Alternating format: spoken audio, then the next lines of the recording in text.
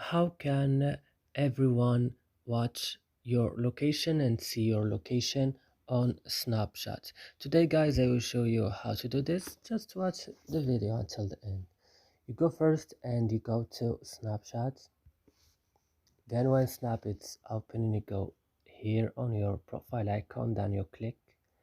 After this, go to settings and click again, and then you will just go down and open see my location. Then you will find here ghost mode. It's up, it's like no one can see now your location.